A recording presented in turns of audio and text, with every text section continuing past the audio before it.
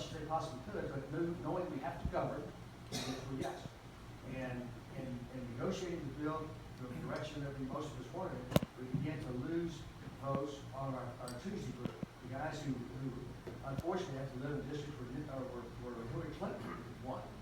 We got Republicans, 20 of plus of them, in districts that Hillary Clinton won. They can't vote the way I vote. They've got to vote the way their constituents like to vote for the most part. And so we got the bill to a point where they just simply couldn't support it. That's fine because they don't make up enough to keep us from getting to 216. If we could have gotten all the Freedom Caucus guys after they got the bill as far as they could get it, if they'd have said yes, then we're there. We voted to move for the Senate. But they said no. And so that's our frustration right now, is that they wouldn't get to a yes. I'm hopeful that this 2 weeks we've been home, that Mr. Trump's been able to engage those voters in those districts and say, hey, you need to have a conversation with your guy. Because if he can't move his voters to move a Republican House member, then I'm real hopeful he can get his voters to move a Democrat senator to move in the way we need it. So stay tuned as we move forward to that. But that's kind of the mechanics of where we are. I told fellow back to back that we got to learn to govern. And that's the hard part. Because when you're an opposition party, it's a lot easier. You're against everything the president wanted to do, et cetera, et cetera. But now you've got to govern, and that means you have to be for some things that aren't perfect. They're not exactly the way that you want them. When you're in the minority, in the opposition party, you can have it exactly the way you want it.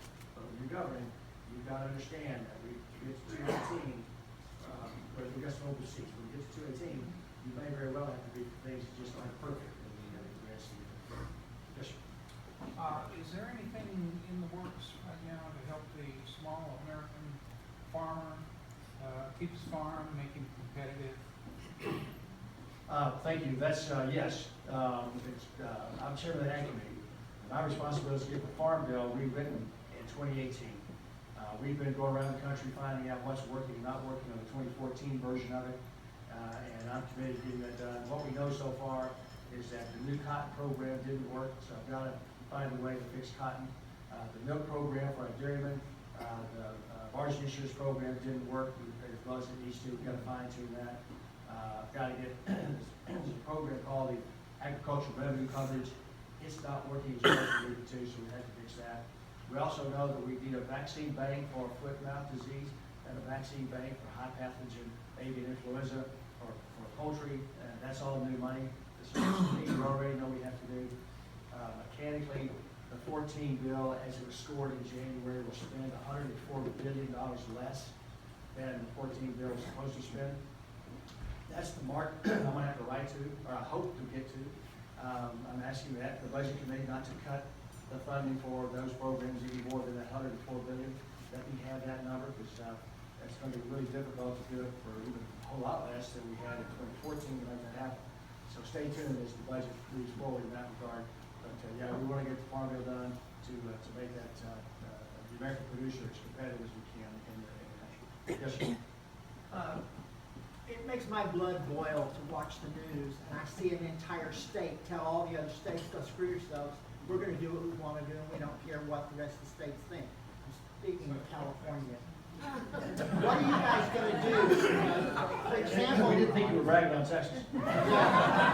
The University of California donated $1.9 million to Hillary Clinton. How is it a college or a university can take taxpayer-funded money, turn around and give it to the Democratic Party? Some of the stuff that's going on, it's like, to me, it sounds illegal. Yeah. How can the Congress and the Senate completely ignore Jerry Brown and all the craziness that's going on out there, and they can just tell the rest of the country, go drop dead, we're going to do what we want to do, and they've got over 7 million illegal immigrants out there that we're all paying for, and they're taking money from the rest of us to live their little craziness out there, and what are you going to do about that? You're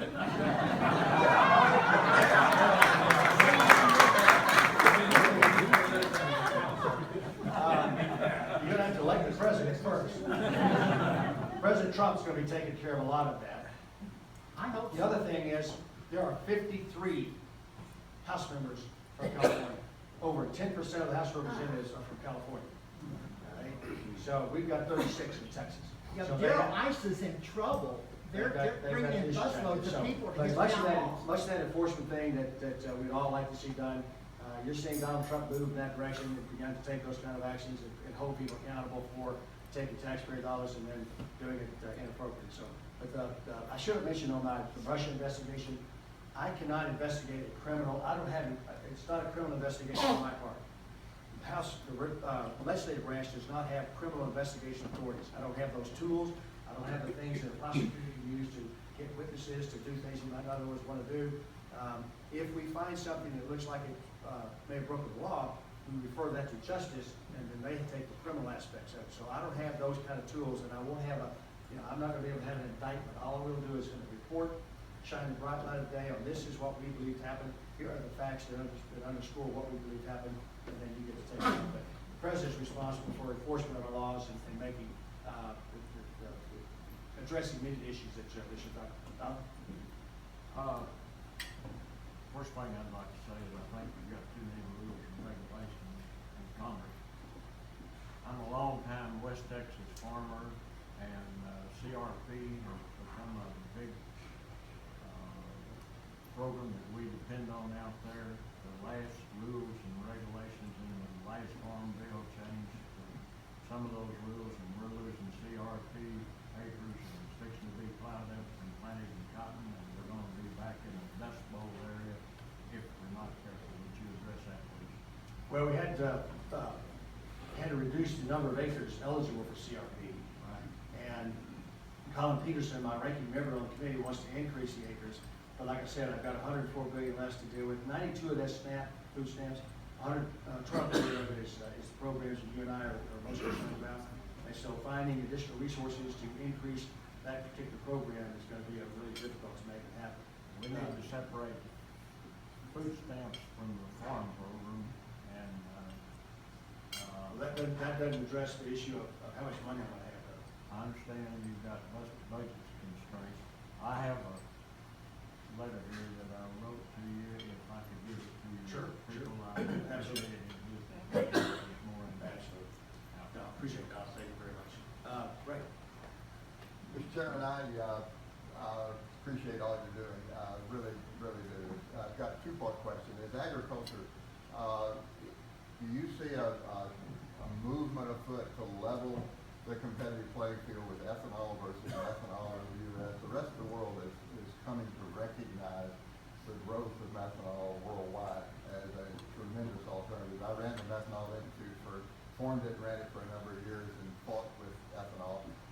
And now we're seeing some of the need for food and corn in the rest of the world, the whole world. And so, number one, is that done? Number two, as an intelligence field, do you see a hope for us to begin to counter the insider threat stuff, both inside government and outside, to begin prosecuting and doing something that would turn some of the insider threat stuff away? I've got a son that works in that counterintelligence area.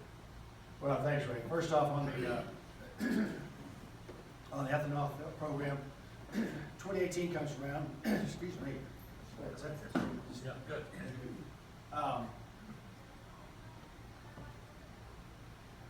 We started finding refiners for not using ethanol that doesn't exist. Cellulosic ethanol is supposed to make up that difference between where we were with corn-based ethanol and the 36 billion gallons that we ultimately mandate gets to. That's not going to happen. The opportunity to adjust is we'll have to address that. Kind of a middle-of-the-road issue is to say, look, we incentivized good citizens to invest in ethanol refineries, assuming the mandate would always be there. And they put their money in it, assuming that. To cut the program and eliminate it totally right off the bat would be unfair to that incentives that we've set in place. So a half step was out, leave the mandate where it is right now, not let it grow, and then any future use of ethanol would be free market driven, whether it's a piece of methanol, whatever. Free market meaning without subsidy? Yes, without a mandate. Well, the only subsidy left now is a mandate. If it's a have to use it. All right. So once you cap the mandate where it's at, so that respects the investments that were made in refineries today. If you want to build a new ethanol refinery beyond that point in time, that's your risk that the market wouldn't use it. So put it down to the market. So the free market folks get their piece going forward. The folks who invested in ethanol, as being encouraged to do that by government policy, they would protect that investment while they round off as well. So some form of that is in the works, we think, to address that particular piece of it. On the insider threat rate, that was tough because there's so many people, every single person out there has to make up their mind themselves whether they become an insider threat. You know, they get themselves in financial circumstances where the only way they can get out is to sell something they shouldn't sell, or they get mad at the supervisor and do something stupid. I mean, it's a daunting question. We also want to try to provide for as much personal privacy as we can. We don't go snooping into people's personal business to see. But we have taken some steps on the security clearances. We had a problem with folks having a negative information in one agency. They would post that to the security clearance. They would move to another agency. The other agency wouldn't know about that bad thing. They would let them come on board. So we're doing a better job of having one spot to put all the bad, good or bad information on someone's classification. That way, if they go to another agency, the new agency sees what was going on with the other agency. That was just a mechanical thing that we didn't have right to try to address some of those things. But it's hard for me to see this going on. It's also hard to have leaks coming out of the Intel committee itself on our side. It just drives me crazy. We're demanding that our intelligence agencies themselves keep secrets.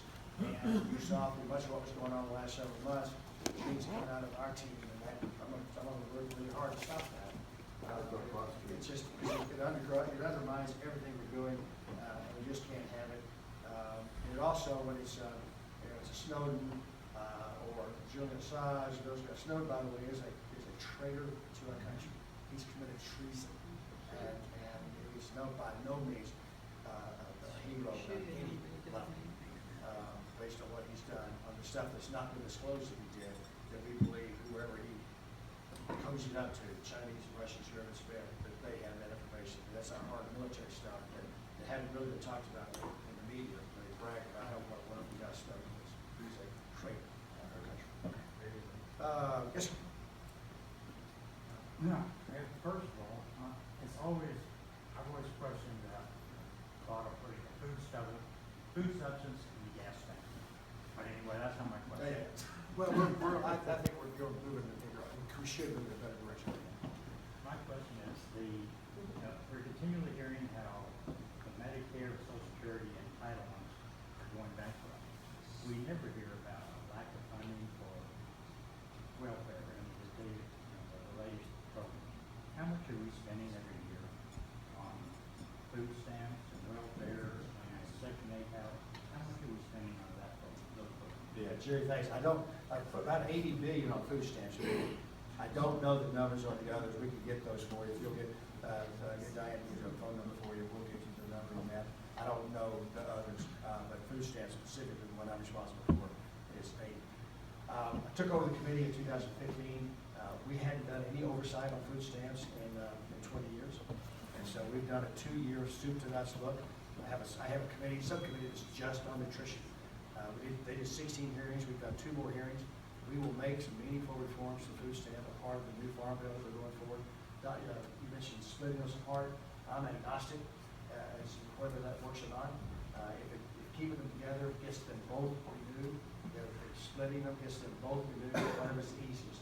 Most of the people who talk about splitting them want to kill the farm bill part. They know they can't kill SNAP, but they think they can eliminate the conservation program, the Title I program for all crop and that crop insurance. They think they can get that. So I'm not interested in that conversation, but whichever way it works, we'll make that happen. But food stamps is 80. The thing that's happening in most of our means-tested programs is a trap. And by that I mean, if you make up to a certain amount of money, then you qualify for the benefit. If you make just a little bit more, then you lose all that benefit. So that's a moral hazard. That's a trap, because I'm going to operate in my family's best interest. So if I get offered a few more hours during the week, or a promotion that gives me a little bit of money, if that throws me above the cap, then that little bit of money I would get by the promotion of the new hours is less than what I lose in food stamps. And so I'm just not going to do that. I get trapped. So how do we, instead of a cliff, how do we stair-step the food stamp down as their resources go up, so that they get to that point where they're fully self-sufficient and off the program and move it forward? We're going to try to reset the narrative as to what is a successful food stamp program. that's successful based on the number of people that get off the program and back on their own 2 feet, taking care of themselves, and they don't need the public assistance. Now, there's a group out there that we're gonna always take care of, children, elderly, mentally and physically disabled. We're just gonna help those. But then there's a lot of other folks, all the way to the other end, which is an able-bodied adult, under 50, with no dependents. That'd be a worker in most places. And doesn't make a lot of sense that those folks do something other than go to work. Now, most people have a hunger issue or a housing issue because of something other than that. Those are just symptoms. They've got drug abuse going on in their lives, they don't have the training they need, they didn't get to high school, whatever it is. We need to focus on fixing that part also, so that we cure, so to speak, why they're there, what's happened, why are they in their family in circumstances that they're either not making enough money to get off of food stamps, or they don't have a job at all. So that's part of what Paul Ryan would like to work on next year, is an overall welfare look, and food stamps will fit in there. But I will specifically have things on the farm bill to address things that we've discovered in our 2-year review of the SNAP program. I called in the food advocacy groups, the ones that normally oppose any kind of change to food stamps, about 3 weeks ago. Had a good meeting with them, said, look, let's work together on the things that we can agree on. There's a white paper on food stamps, it's available on our website, the Ag Committee website. Put it out in December based on those 16 hearings and all the work that we did for 2 years, showing things that we think need to be addressed.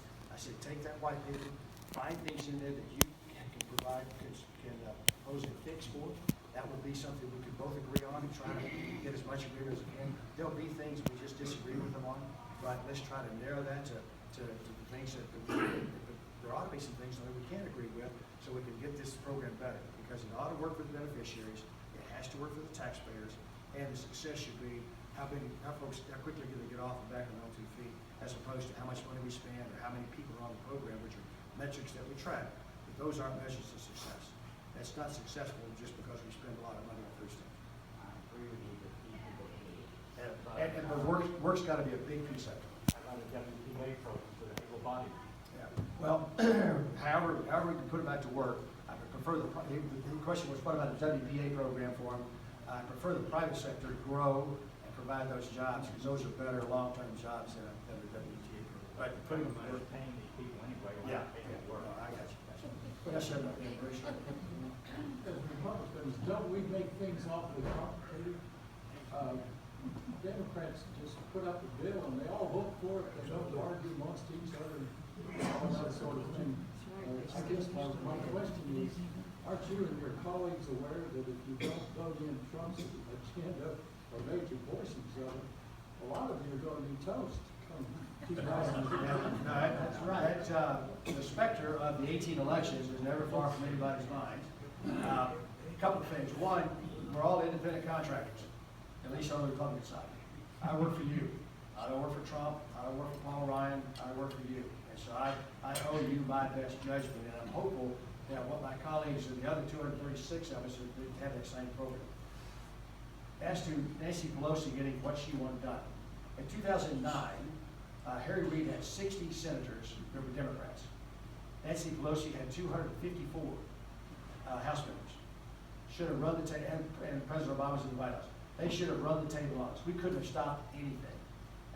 And then Massachusetts elected a Republican senator, for goodness sakes, and saved the Republic in January 2009, dropped it to 59, and the cloture vote system saved us from a lot of things that are bad. On health care, on Christmas Eve, or the 23rd of December, the Senate, with 60 votes, Democrats, passed the health care bill. It was flawed. They knew it was flawed. They were fat and sassy. They assumed in 2010 they would still have 60 votes in the Senate, because who on earth would think Massachusetts would elect a Republican senator? They tried all of 2010 to fix it, and so they passed a flawed bill just so they could say they passed it, left town, and then mid-January Scott Brown gets elected, and they're screwed up. That bill, flawed as it was, Nancy Pelosi had trouble getting it across the floor. She also used reconciliation for a second bill to try to fix some of the things that were wrong in that original bill that came out of the Senate. And so the bill the two bills that ultimately got referred to as Obamacare, one of them was the reconciliation bill that Nancy Pelosi, the 51 vote bill in the Senate. She couldn't get the 218 votes on the original bill from the Senate. because it had such a taint on life issues that Bart Stupak and the pro-life Democrats said, no, we're not voting for it. I don't know if you remember that classic Sunday afternoon when that bill was on the floor. It was out for hours while Bart Stupak, who was the leader of the life group, twisted in the wind trying to keep his soul together. And he ultimately collapsed. And the bill passed, I think it was 217 to 212. So on their signature piece of legislation, even they had a really rugged time getting it across the finish line when she had 254 to work with. We're going to have 238 next week to try to get to that tip to 216, 217, whatever the number is with the open seat. So the Democrats have had their issues on health care, trying to get it as well. But your original question is, I'm hopeful that Mr. Trump and his new pulpit can affect Trump voters who should be able to have an effect on their member of Congress, in this instance, the Freedom Caucus guys, and then we'll see how well he does using, and I had great hopes for it, quite frankly, I hoped for it, that he could use the bully pulpit, as I suspect only he will be able to use, to go after Democrats up for re-election in 18 senators in states where he won, and as the state secretary. Yes, sir. Couple questions on healthcare real quick. First, after Obamacare passed, the Republicans, and correct me if I'm wrong, several times passed a very clean repeal bill. Senator Obama, knowing for sure they could grandstand it, hey, we're repealing this, we're doing this thing. Now that you actually have the chance to actually do it, you're not doing it. Why mess with all this replacement ticket? Why not repeal it, start from fresh, and build a bill that works for everybody? Yeah, it hurts too many people in the transition. Okay, and my second part of the question is, why all the focus on pre-existing conditions? If my house burns to the ground, I can't call up the insurance company and say, I forgot to call and get insurance. Can I insure my house now? Once you become sick, it's not insurance at that point. If you wait to enroll in insurance after you're sick, it's not insurance. You're not spreading the risk among things that might happen. Something's already happened to you. I don't understand why we can't talk to people like adults and say, you can't wait till you get sick to get insurance because it just blows up the entire process. Well, there's not 218 votes for that. Because that's the thing that the Freedom Caucus asked for last. They asked for all this other stuff, and then when they got it, they said, oh, by the way, we want to eliminate protections for pre-existing conditions. And nobody campaigned on that anywhere. All right? You're one of the few people who stood up and said what you just said. Now, we did have in there a provision that said, if you game the system and don't have insurance, and then get sick and try to get on the plan, you can get on the plan, but you've got a 30% premium on that premium because you weren't paying into the system all along. So But even that would be very cheap if you got a serious illness. A 30% premium. If I was smart, thanks to smart, I would not insure my family now. Wait till somebody gets, just can't go to the doctor, pay them $80 to go to immediate care or whatever. And if they get a serious illness, you can get in the system. If I was smart, that's what I would do. I got you. But there are 218 votes to change that. All right? That's what it's all about. He's getting 218 votes. And I can assure you, there's not even 51 votes in the Senate for that position. It's about the art of the possible, not the art of the perfect. I got the perfect. We all can do that. Everybody can do that. With respect to your original statement, when we were passing those drama bill, the full repeal, it was just repealed Obamacare, because we knew we only got one of his desk, by the way. We voted 50 or 60 of them. We got one of his desk, he vetoed it. We didn't have the votes to override the veto. There's a certain protection knowing that you're voting for something that's never going to become law. Absolutely. You don't have to know the details. You don't have to understand the exact impact it has. You don't have to know that your constituents are going to have to live with that beast once you pass it. That's where we are today. The bill we've got on the table right now, from the repeal standpoint, mirrors mostly the stuff that we put on President Obama's desk for the repeal part. What we didn't put in that bill was the replacement part. How do you prevent folks from getting hurt as you transition to this new deal? What do you do with the Medicaid expansion states? What do you do with all the other things that we're trying to deal with? And that's where all the ruckus is in the specifics. How do you repair the free market? How do you deal with the expansion states? All those kind of things are in that moving forward. And that's where we're having the problem. We're not having problems with the repeal part. And we already passed that lots of times, and that's what's in this bill. This is the replace that most folks would demand that you have a part of.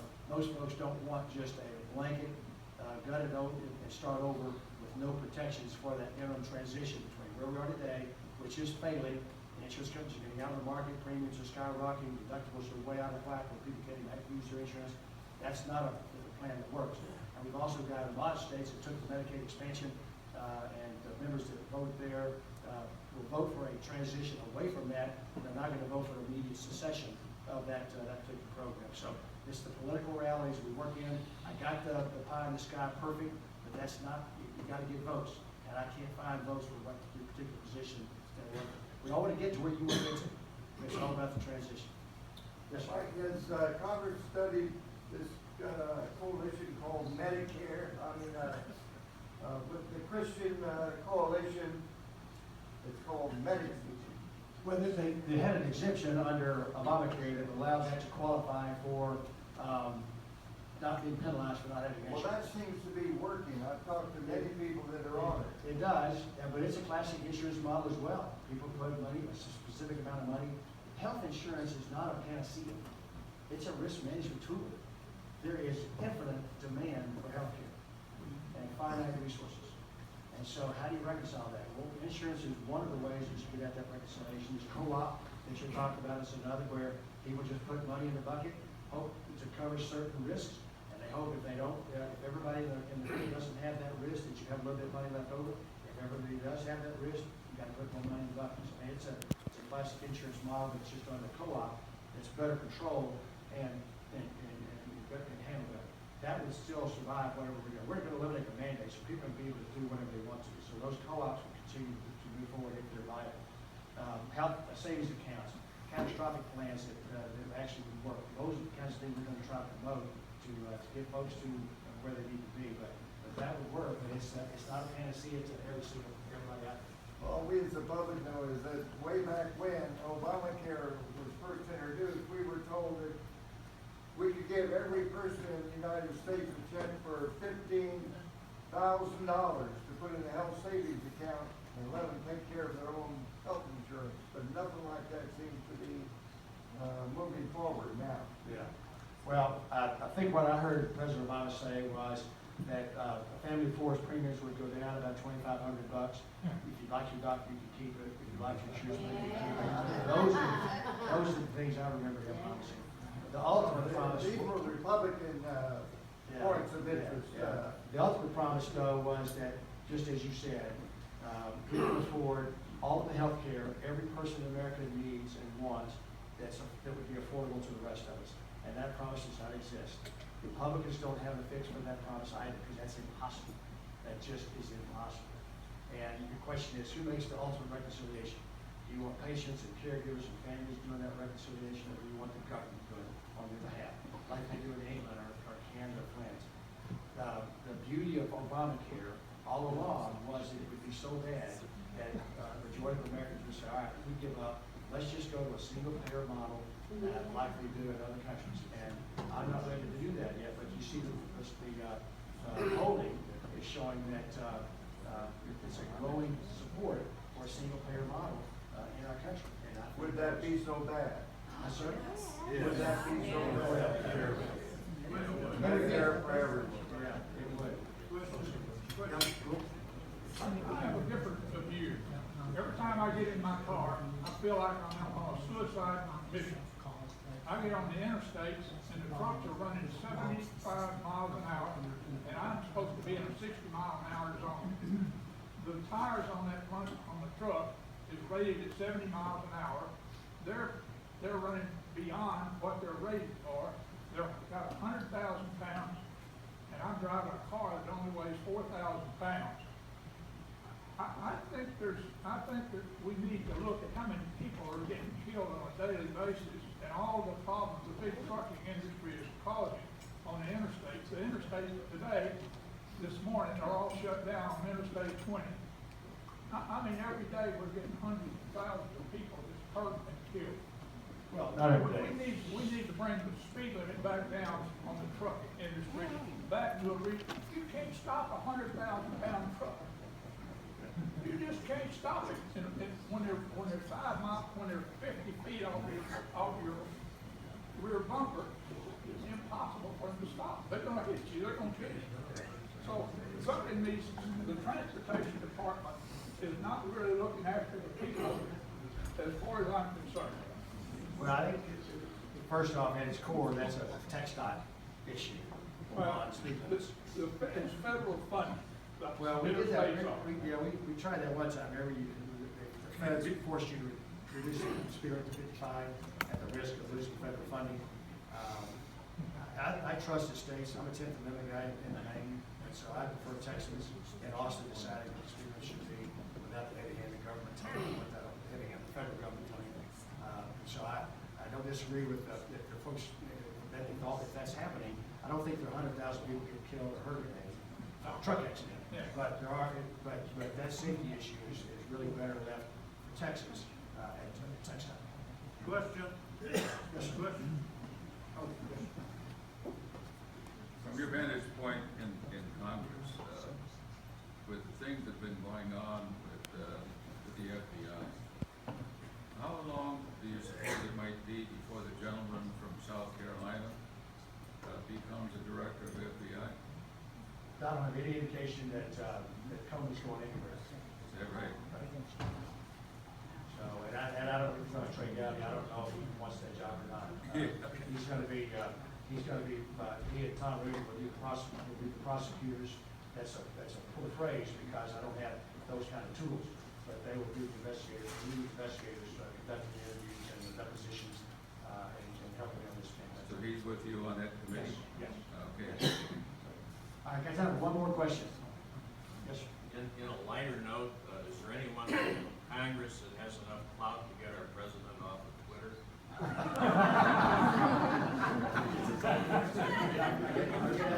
I get asked that question a lot. So my typical answer is, look, all right, this guy's 70 years old, and they don't change a lot. He's been McDonald for 50 years. He's been relatively successful. So far, he's been so successful to keep President of the United States tweeting every day. So where's the push to change? Where's the drive to do something different when he's been as successful as he's gotten being McDonald for 50 years? So no, I think until he decides for himself that hurts more than helps, then we're going to continue to enjoy his tweets. And I don't tweet. So, yes, you'll be the last guy. Yes, sir. Not a question, but a statement.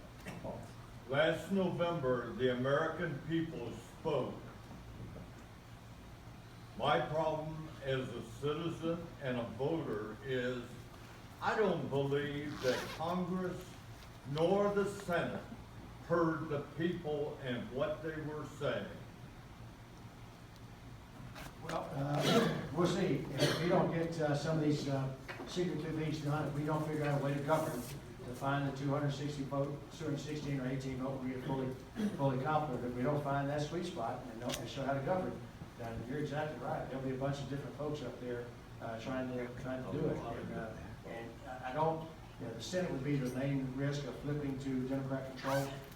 But we've got a bit of an advantage here because there are 25 Democrats up for election and only 8 or 9 Republicans up for election. So we've got a better fight, a better playing field there. But could Nancy Pelosi lead her team to be the majority? Sure could. And that's not lost on us. We understand this is, Paul, you've heard Paul Ryan say this. This may very well be a once in a lifetime generation 2-year window where we've got to do the very best job we can to turn this country back away from the hard left turn that Franklin Roosevelt did, the hard left turn that President Johnson did, and the hard left turn that Barack Obama did. Reagan was in there to kind of help soften the Johnson and Reagan and FDR deal.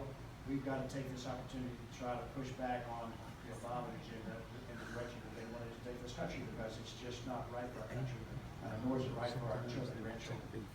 We're going to celebrate the 230th anniversary of our Constitution this year. The Constitution was written behind closed doors, no transparencies.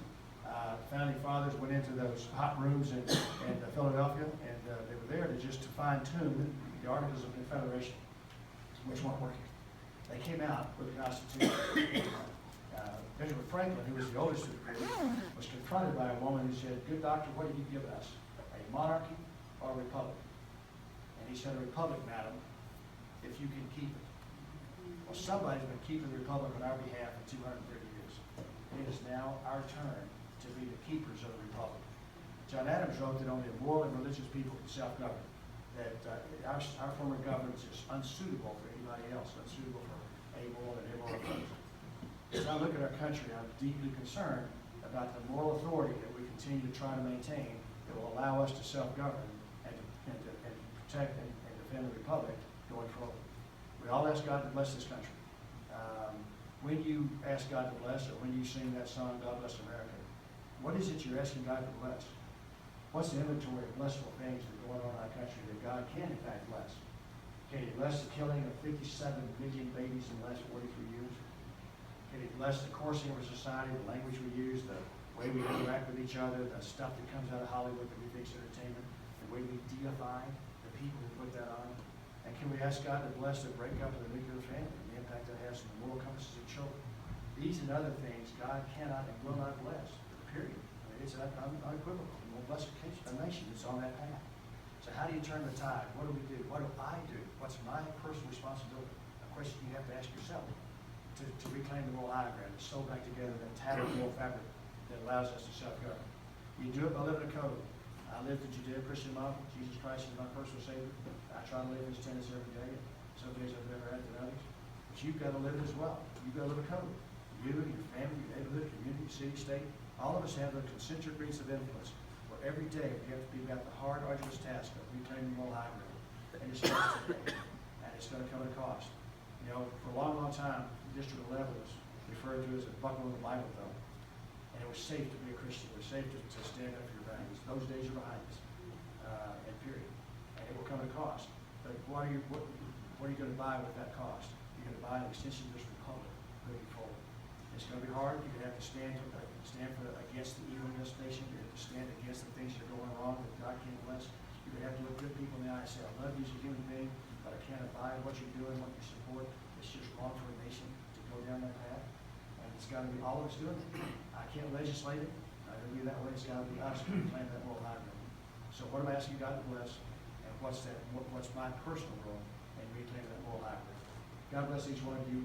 God bless Texas. And God bless the United States of America. Thank you.